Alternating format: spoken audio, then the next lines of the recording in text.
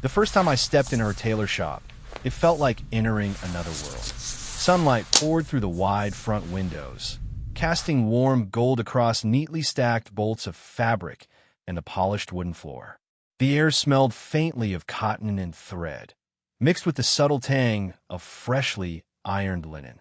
Behind the sewing table, Linda, my friend's mom, a 40-year-old American Caucasian woman with long black hair, was perched gracefully, hands busy pinning a delicate hem. Her posture exuded confidence and calm, yet her eyes, dark brown, warm, and intelligent, flicked toward me as I entered, holding a quiet curiosity that made me straighten my shoulders instinctively. "Here to get fitted?" she asked, her tone light but professional, with just a hint of amusement. "Yes," I replied, trying to sound casual, though my palms were slightly clammy. I was 22, tall, and self-conscious, aware of the elegant, mature aura she carried effortlessly. "Good," she said, rising from her chair with fluid grace. "I'll need to measure more than just your size." Her hands brushed briefly against my shoulder as she guided me to the center of the shop. The contact was fleeting, yet I felt a warmth linger long after her touch. She adjusted my sleeve, her fingers gentle but precise, and I noticed the subtle lines around her eyes, soft laugh lines that added to her approachable, maternal presence without diminishing her sophistication. We began with simple measurements, but the quiet energy between us was palpable. She guided the tape along my shoulders, chest, and arms, and with each touch, there was a strange mixture of professionalism and something more delicate, a silent awareness of proximity and presence. Her dark brown eyes would occasionally meet mine, holding my gaze just long enough to make my pulse skip. As we moved on to more detailed adjustments, she explained fabric types, stitching techniques, and fit nuances. Her voice was calm and melodic, making even technical instructions feel personal. Every small interaction, a brush of her hand, a tilt of her head as she examined the fabric drape, carried subtle tension, though nothing inappropriate. At one point, she reached to adjust my collar, and her fingers lightly grazed my neck. My breath caught, though the movement was entirely about the fitting. She noticed, of course, and offered a small, knowing smile, as if acknowledging that sometimes closeness could teach lessons beyond clothing. By the time the measurements were finished, I was acutely aware of the rhythm she set, a delicate, unspoken dance of proximity, eye contact, and gentle touches. Her presence was commanding yet nurturing, leaving me both relaxed and oddly alert. "Thank you," she said softly, her smile warm. Most clients aren't this attentive to details, and in that sunlit shop, amidst fabric, pins, and the scent of cotton, I realized this first fitting wasn't just about tailoring clothes. It was the beginning of something subtle, intricate, and entirely unexpected, where every glance and gesture carried meaning that words could never fully capture. The second appointment at her shop carried a different energy, quieter, more intimate. Sunlight filtered through the tall windows, casting a gentle glow over the neatly stacked fabrics and polished floorboards. Linda, 40 years old, American Caucasian, with long black hair tied loosely, stood at her sewing table adjusting a roll of silk. Her dark brown eyes caught mine as I entered, and a faint smile curved her lips, one that felt less formal and more personal than the first time. "You're early," she said, voice calm with a teasing undertone. "I didn't want to miss this," I admitted, aware of how ridiculous that sounded. Her soft laugh filled the air, warm and effortless. "Good. We'll make sure this fitting counts then." She gestured me toward the center of the shop, tape measure in hand. As we began, the rhythm of her movements became mesmerizing. Each step, guiding the tape along my shoulders, adjusting sleeves, checking the fall of fabric, was precise, graceful, yet carried an unspoken intimacy. Her fingers brushed lightly against my arm as she adjusted the fit of a shirt, and the brief contact sent a subtle warmth up my spine. It was professional, yet there was a palpable awareness in her touch, an attention that lingered longer than necessary without being inappropriate. She leaned closer to check the alignment of a seam, her dark hair falling slightly across her shoulder. "Relax here," she murmured, guiding my posture with gentle insistence. Her closeness made me hyper-aware of every small movement, every shallow inhale. The air between us seemed charged, a quiet tension that neither of us acknowledged verbally, but was impossible to ignore. We discussed fabrics, the drape of linen versus silk, and the importance of subtle stitching details. Her voice was low and melodic, creating a rhythm that felt almost like a private conversation amidst the hum of sewing machines and the faint chatter of the street outside. I found myself watching her as much as the measuring tape, noticing the slight smile lines at the corners of her eyes, the curve of her hands as they moved with purpose, and the quiet confidence she exuded in every motion. At one point, she touched my shoulder to steady my posture. "Better," she said softly, dark eyes locking with mine. There was something in her gaze, assessing, patient, slightly teasing, that made my pulse quicken. The connection was subtle, a silent acknowledgement of proximity and awareness, yet it lingered in the air long after the touch had ended. As the fitting concluded, she stepped back, folding her hands neatly in front of her. "You're improving at this," she said, her voice gentle but approving. "Not just in how you stand, but in how you carry yourself." Her words struck me in an unexpected way. It wasn't about clothing anymore. It was about presence, attention, and the quiet intimacy that had begun to form between us. When I left, the sunlight spilling onto the street felt different, warmer somehow, as if her subtle energy had followed me outside. That day, I realized the fittings were no longer just about measurements. They were lessons in patience, attention, and the slow, undeniable pull of connection that neither of us yet dared to name. By the third fitting, the tailor shop had become a strangely familiar place, warm and quiet, filled with the comforting scent of fabric and thread. The sunlight streamed through the tall windows, bouncing off the polished wooden floor and illuminating the colorful bolts stacked along the walls. Linda, 40 years old, American Caucasian, with long black hair cascading over her shoulders, stood at her sewing table, quietly pinning a hem. Her dark brown eyes lifted to meet mine as I entered, and for a moment, her faint smile felt less professional and more personal, a subtle invitation into her world. "Right on time," she said softly, her voice carrying a warmth I could feel more than hear. "I didn't want to be late," I replied, feeling a nervous heat rise to my cheeks. The way her gaze lingered just a moment longer than necessary made my pulse quicken, and I suddenly became hyper-aware of my posture, my movements, even my breathing. We began with simple adjustments, the fall of a sleeve, the fit across the shoulders, but every touch was deliberate. When she guided my arm to check a seam, her fingers brushed mine, light and fleeting, yet enough to send a ripple of awareness through me. Her hand lingered just slightly longer than needed, not intimate, but charged with unspoken attention. As she measured, we spoke about fabrics and textures, the differences between linen, cotton, and silk, and how each material behaved. Her explanations were gentle, precise, but beneath the professional tone, there was a subtle layer of warmth, an understanding that went beyond tailoring. I found myself watching her more than the tape, noticing the curve of her hands, the delicate way she moved, and the slight smile lines around her eyes that told stories of laughter and experience. At one point, she stepped closer to adjust the collar of my shirt. Her dark hair brushed against my chest as she leaned in, and for a heartbeat, the air felt suspended. She pulled back slightly, noticing my startled awareness, and gave a faint, knowing smile. "Better," she said softly, eyes locking with mine. There was an unspoken acknowledgement there, a silent conversation conducted entirely through proximity, touch, and glances. After completing the measurements, she stepped back, folding her hands with graceful composure. "You're paying attention," she remarked. "Not everyone does. It makes my work easier and more enjoyable." Her words carried a subtle weight, hinting at something beyond the technicalities of tailoring. When I left the shop that day, the sunlight outside felt warmer, brighter, almost as if it carried a trace of her presence.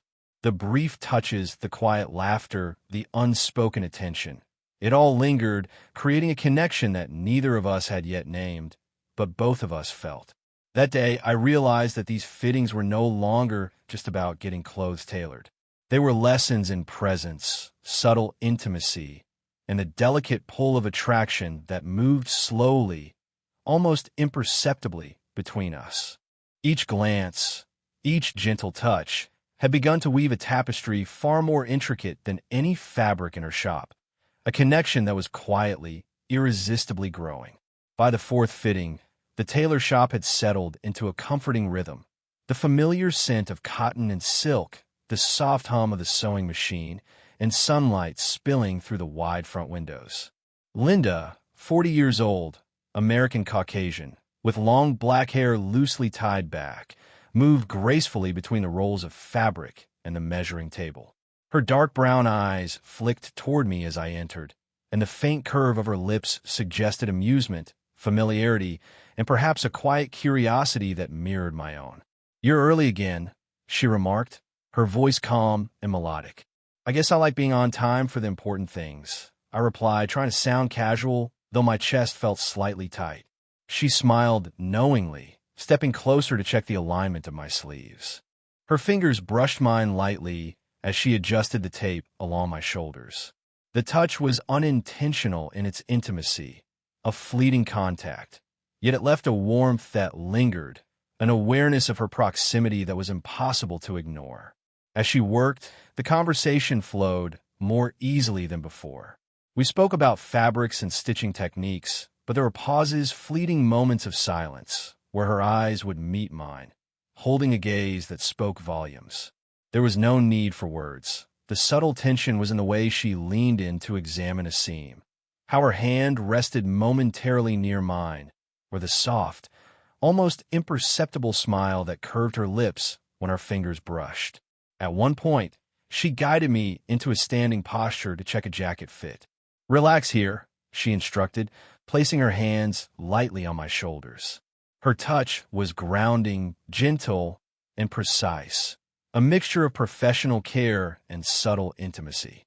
I became acutely aware of the space between us, the rhythm of her breathing, and the faint scent of her perfume, floral and warm, that lingered in the sunlight around her. We laughed quietly when the tape slipped slightly, a sound that seemed to echo in the otherwise still shop. That moment broke the subtle tension, yet didn't dissipate entirely. Instead, it transformed into a comfortable awareness of one another, a shared understanding that was building layer by layer. As the fitting concluded, she took a step back, folding her hands neatly in front of her. "You're improving," she said softly, eyes warm. "Not just in posture, but in presence." Her words carried weight beyond the technical.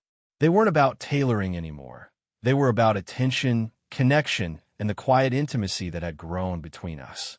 When I left the shop, the sunlight outside felt different, warmer, somehow infused with the subtle charge that lingered from her presence.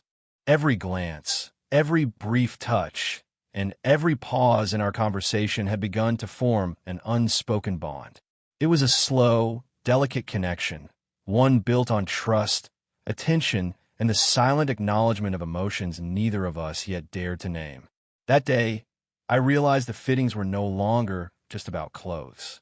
They were lessons in closeness, subtle intimacy, and the quiet power of a connection that moved with patience, awareness, and unspoken intent. Each visit was drawing us closer, step by step, touch by touch, glance by glance. By the fifth fitting, the tailor shop felt almost like a private world, separate from everything outside. Sunlight streamed through the tall windows, bright and warm, illuminating the rows of neatly folded fabrics, spools of thread, and the polished wooden floor.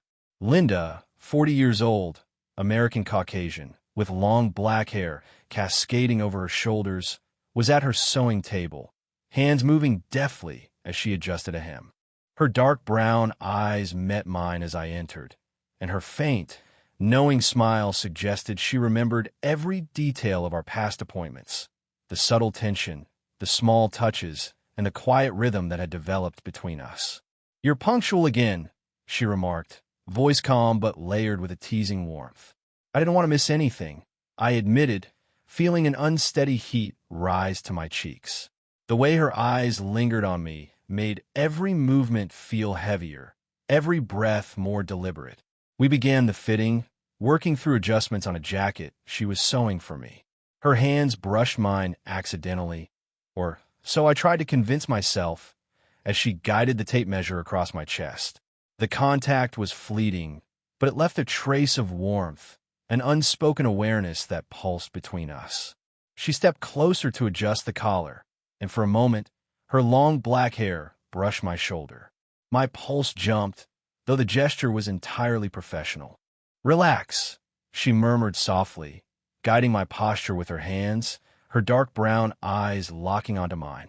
There was a subtle electricity in that gaze, a mixture of patience and quiet teasing that made my thoughts scatter.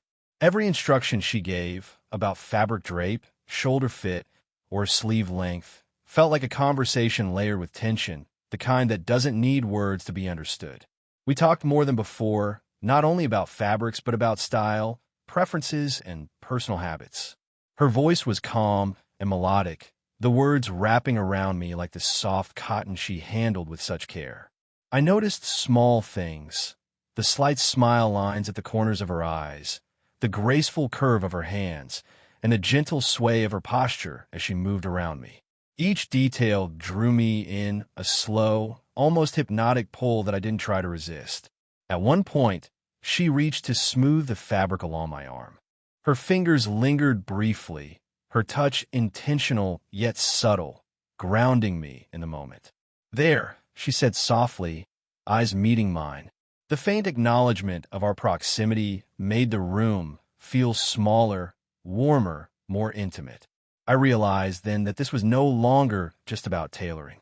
It was about connection, tension, and the subtle thrill of attention that neither of us could fully name.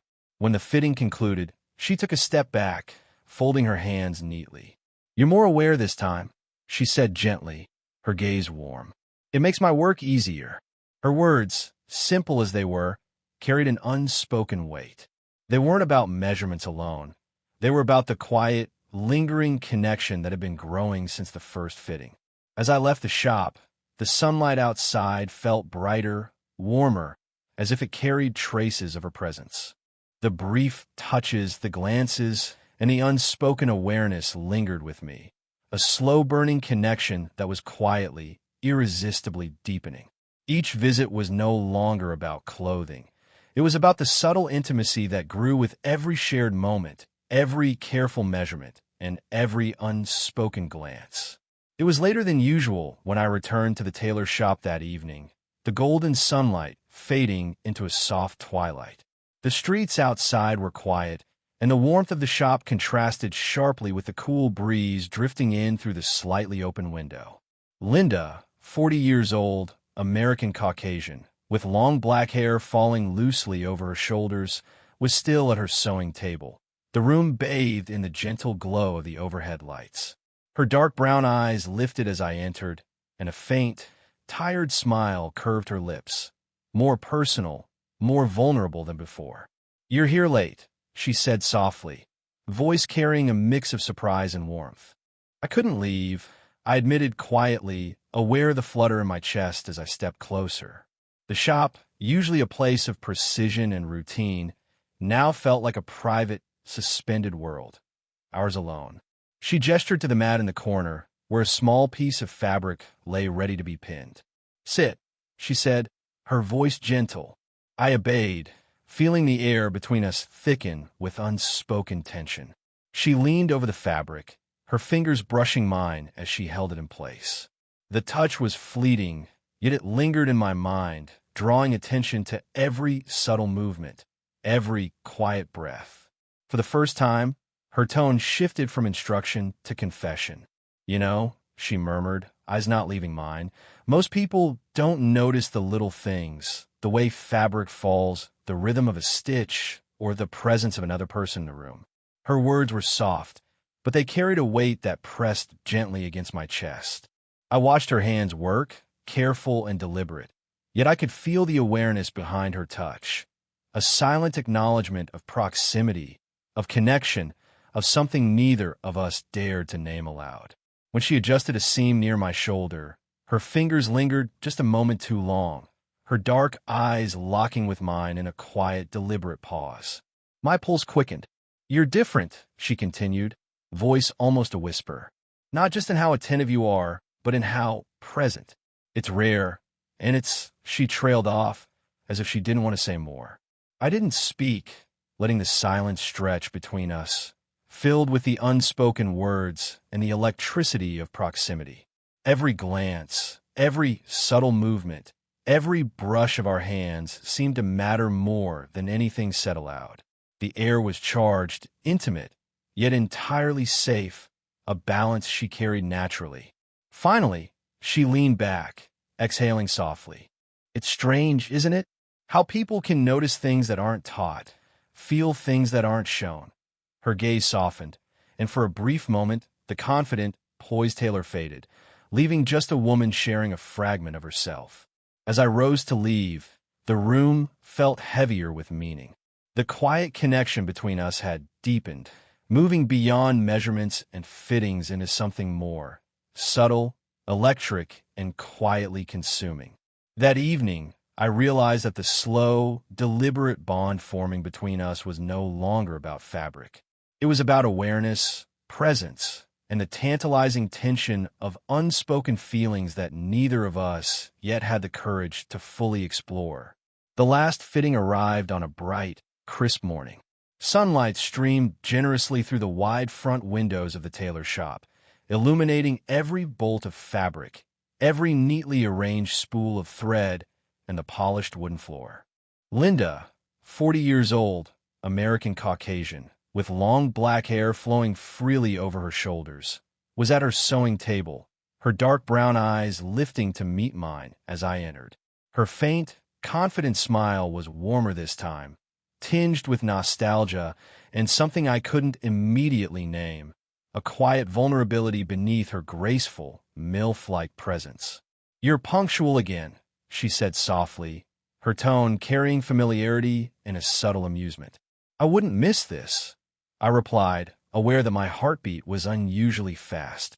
The way her eyes studied me as she stepped closer made every small movement feel amplified. There was a rhythm to our interactions now, an unspoken language of glances, gestures, and brief touches that had grown over the course of our appointments. We began with the jacket she had promised to finish for me. Her hands moved with precision, adjusting seams, smoothing fabric, and checking the fit along my shoulders. Each brush of her fingers was intentional, delicate, and full of subtle warmth.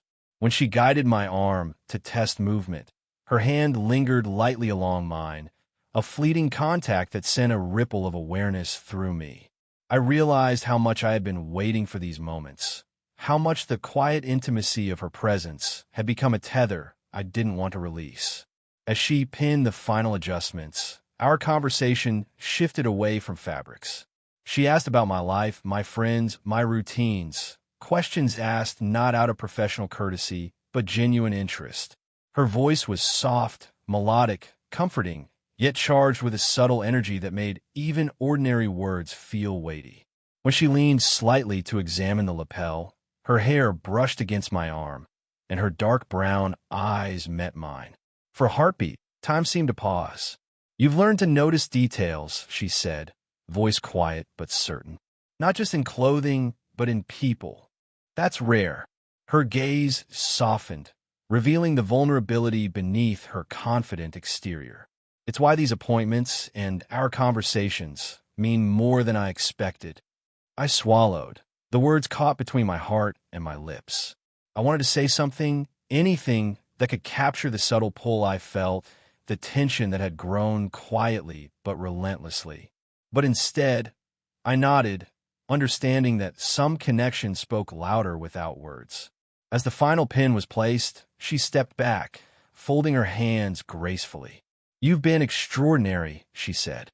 "It's not about the jacket anymore. It's about the care, attention, and patience you've shown. That's what matters.